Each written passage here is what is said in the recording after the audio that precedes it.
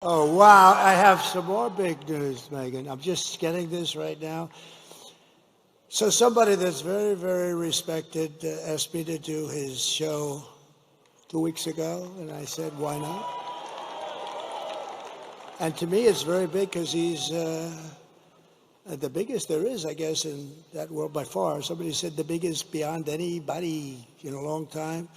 And his name is Joe Rogan, and he's never done this before.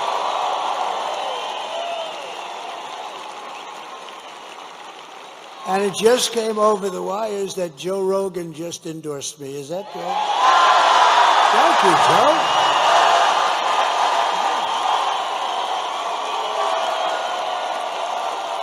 That's so nice. And he doesn't do that. He doesn't do that stuff. And he tends to be a little bit more liberal than some of the people in this room. No, I had a lot of fun, and he was amazing, and it was a 3-hour interview. In fact, I was 2 hours late for a rally that we had. I had explained that a little bit, and it was cold out that night. We flew, but we had to make it. We were more than 2 hours late, and they understood. I said, I just was interviewed by a very interesting guy, and he just kept going on. They called it a long form, and it could have gone a lot longer, but he was great. And he's not a person that does endorsements, but he did an endorsement. So I just want to thank Joe Rogan. That's fantastic. We are here, gang. We have officially arrived after 4 long years. The day has finally come, and it's come with some huge endorsements. Of course, Joe Rogan has officially endorsed Trump, and the New Hampshire Libertarian Party, a very big presence in New Hampshire politics, has also endorsed President Trump, as have a slew of others in the last 24 hours. Now, we have got the latest stats on the Republican turnout on Election Day. This is going to absolutely blow you away. Hey, gang, it's me, Dr. Steve, your patron professor, here to help you stay sane in these insane times. So you know what to do. Make sure to smack that bell and subscribe button. You are not going to want to miss a single video update on the state of the election all throughout the day. We got tons to talk about, but first, gang, how did you sleep last night? Did you toss? Were you restless? Were you nervous? Well, guess what? I slept like a baby. And that's because I've come across something that has absolutely revolutionized my life. It's called Beam Dream, and it's completely changed the way I sleep. Gang, I sip a nice hot cup of Beam Dream, and I kid you not, I'm out like a light. I have the most restful sleep ever all throughout the night. It's become a nightly ritual of mine. I look forward to it each and every day. Plus, I never wake up feeling groggy the next morning. Listen to me. I'm refreshed. I'm ready to take on the day. And they're offering Turley Talks listeners an exclusive discount of up to 50% site-wide for a limited time. Just click the QR code on the screen or use the link below to get the best night of sleep you've had in years and propel your wellness journey to the next stage. Click the QR code or go to shopbeam.com/Turley Talks for your amazing discount. All right, gang, so here we are, the big day. And what I want to do for you is I want to give you a very simple guideline of what to follow, what to keep your attention on all throughout the course of the day. This election is actually rather easy to follow, and I'm going to show you exactly why and how. Now, I want to give a big shout out to one of my favorite data analysts, and that's Data Republican, because he's provided a link to the key resource that I want you to keep an eye on all throughout the day. Check out Data Republican's X feed. It's wonderful. But bottom line, this election comes down to this. Most analysts believe that President Trump is leading or is tied in the early vote in 6 of the 7 battleground states, the one exception being Pennsylvania. But that's because Pennsylvania Republicans show up en masse on Election Day. They always do. They already are. Now, what's key here is that Republicans have amassed these leads or these ties, not just because of the great get-out-the-vote efforts of the Republican ground game. That's been wonderful for sure. But it's also, as many of you know, it's mainly because the Democrat early vote simply didn't show up. We saw that particularly in Pennsylvania, where their early vote numbers are down dramatically from where they were at this time in 2020. So while Republicans have done a great job with the early vote, they've certainly been helped by the steep decline in Democrat early voting. So the fundamental question of the day is, will Democrats show up to vote? That's the bottom line. Are the Democrats showing up today to vote? So this is what makes analyzing this election rather simple. If Republicans are tied or ahead in the early voting in 6 of the 7 swing states, then like I told you last night in our live stream Monday night, then all Republicans have to do today is just show up. That's it. That's it. This is the advantage of going into Election Day with an early vote lead. If Republicans just show up today in strong numbers, we're good to go. And I'm going to show you those numbers. However, of course, the opposite is the case. If Democrats show up in strong numbers today, if this electorate is blue, they win. So what you want to do is keep track of the partisan breakdown of today's electorate. And there are basically 3 states that you can keep regularly up to date with all throughout the day. Florida, which updates its voting tallies minute by minute. I'm going to give you a link to that.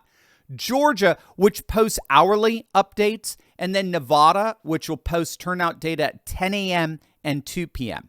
Without question, it's Florida that's the one to watch because of their minute by minute updating. Now, keep in mind, it's not because Florida's competitive, right? Florida's going to go deep red, no question. But what we can do here is we can compare how Democrats are doing today in relation to their performance back in 2020. So let me give you the URL of where you can go to get regularly updated voter turnout stats. Again, this is thanks to Data Republican. You can see it on the screen there, or if you're listening by way of our 20 million podcast downloads, go to joeisdone.github.io/Florida/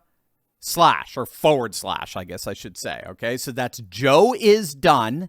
This was put together originally when Joe Biden was running. joeisdone.github.io/Florida/.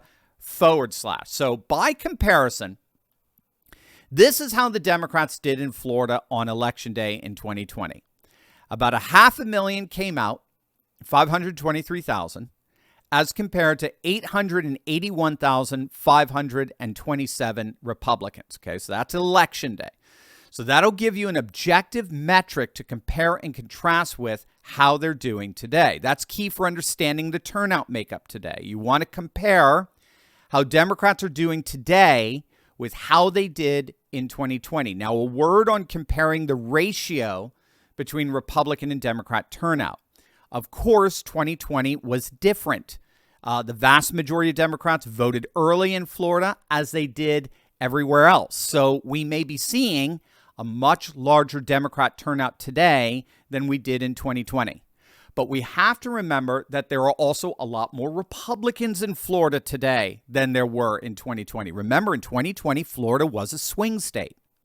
So we want to keep an eye on the comparison. It's not just how many Democrats are turning out as it is how many Democrats as compared to Republicans, right? So you've got a baseline metric here, a 2020 baseline metric of basically 520,000 Democrats as compared with 880,000 Republicans, a 360,000 voter turnout difference. So if you're doing the math, that's an 18-point margin for the Republicans back in 2020. So what does that mean for today?